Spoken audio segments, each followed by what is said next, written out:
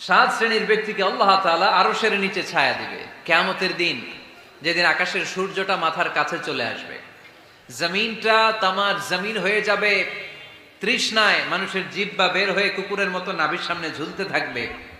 সূর্যের প্রচন্ড কিরণ আর তাপে মাথার মগজগুলো গলে গলে নাকের ছিদ্র আর কানের ছিদ্র দিয়ে ভাতের মাড়ের মতো টপ টপ করে বেয়ে বেয়ে পড়বে। আল্লাহর আরশের ছায়া ছাড়া সেদিন আর কোনো ছায়া থাকবে না। বিষ্ণু বললেন, সাত শ্রেণীর ব্যক্তিকে আল্লাহ তাআলা সেদিন আরশের নিচে ছায়া দিবে।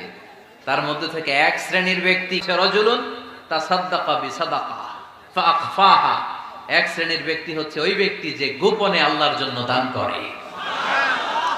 আচ্ছা, লা তা'লামু শিমালুহু মা তুনফিকু ইয়ামিনু, এমন গোপনে এসে আল্লাহর রাস্তায় দান করে দেয়, তার ডান হাত কি দান করেছে বাম হাত টের পায় না।